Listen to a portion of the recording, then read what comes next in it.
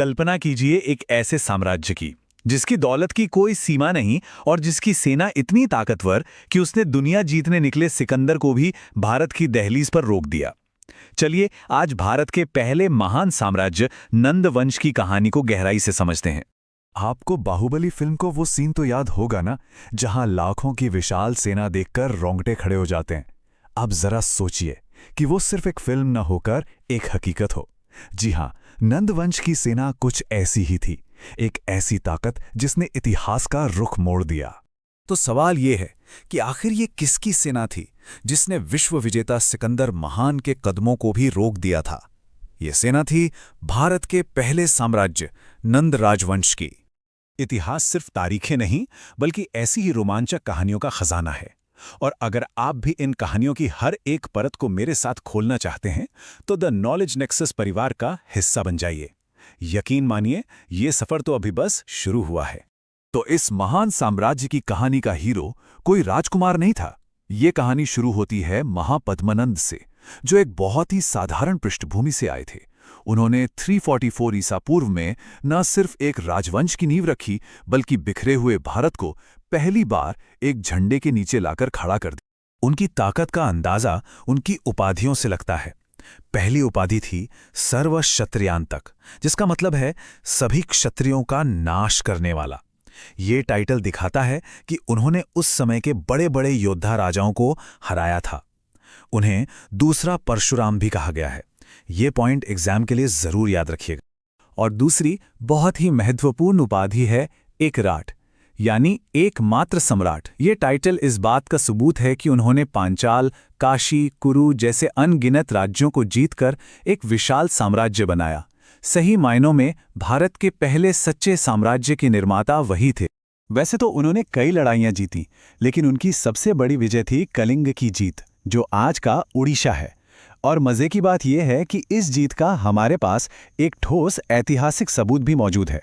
ये सबूत है राजा खारवेल का हाथी गुंफा शिलालेख।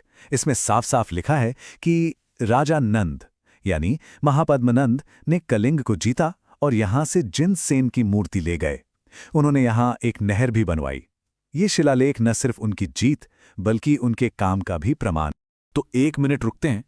क्या ये दोनों उपाधियां एकराट और सर्वक्षत्रांतक, इनका मतलब एकदम क्लियर है? हम सब साथ हैं ना? क्योंकि इन दोनों शब्दों में ही महापद्मनंद के साम्राज्य की पूरी कहानी छिपी है।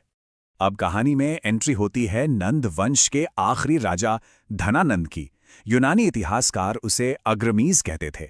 ये राजा अपने लालच और अपनी क्रूरता के लिए बहुत बदनाम था। जैसा नाम वैसा काम। धनानंद को सिर्फ धन इकट्ठा करने का जुनून था। उसने अपनी जनता पर इतने भारी और अजीब गरीब टैक्स लगाए कि आप सोच भी नहीं सकते। चमड़े पर, गोंद पर, पेड़ों पर, यहां तक कि पत्थरों पर भी टैक्स। जाहिर है प्रजा उससे नफरत करती थी और इसी वजह से उसने चाणक्य जैसे विद्वानों को भी अपना दुश्मन बना लिया था। लेकिन इतना लालची और क्रूर होने के बावजूद एक चीज थी जो उसके पास बहुत मजबूत थी, और वो थी उसकी सेना। उस समय दुनिया की सबसे शक्तिशाली सेनाओं में से एक। चलिए इस सेना की ताकत को जरा गिनते हैं। सबसे पहले पैदल सैनिक। कितने? 1-2 हजार नहीं, पूरे 2 लाख पैदल सैनिक।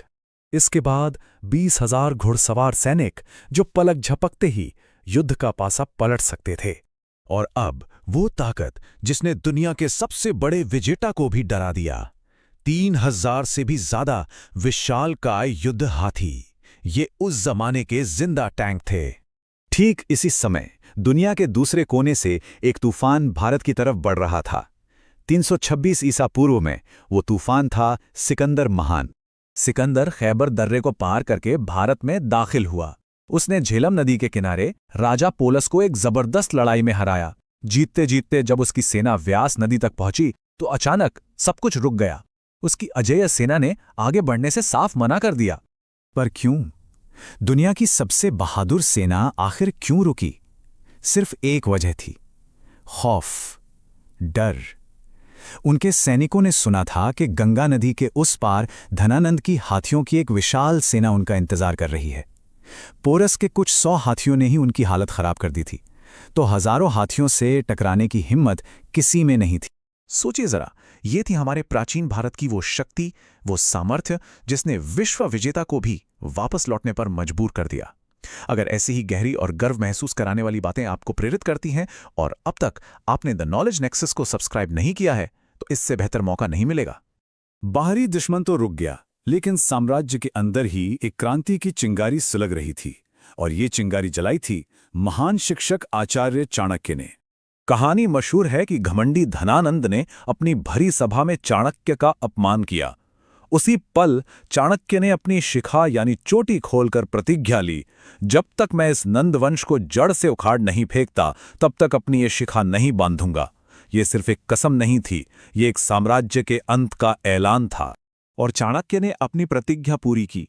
उन्होंने एक साधारण से युवक चंद्रगुप्त मौर्य को खोजा, उसे एक योद्धा और शासक के रूप में तैयार किया और जनता के गुस्से को एक क्रांति में बदलकर 322 ईसा पूर्व में धनानंद के सिंहासन को उखाड़ फेंका।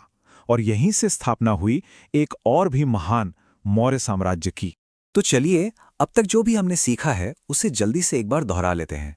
ये वो की पॉइंट्स हैं जो न सिर्फ दिलचस्प हैं बल्कि आपके एग्जाम के लिए भी बहुत बहुत जरूरी हैं। आइए इस टेबल पर एक नजर डालते हैं। संस्थापक कौन? महापद्मनंद। उनकी उपाधियां एकराट और सर्वक्षत्रांतक। हाँ, उनके एक खास मित्र भी थे, महान व्याकरणविद पाणिनि। अंतिम शासक कौन? धनानंद, जिसे अग्रमीज भी कहा गया।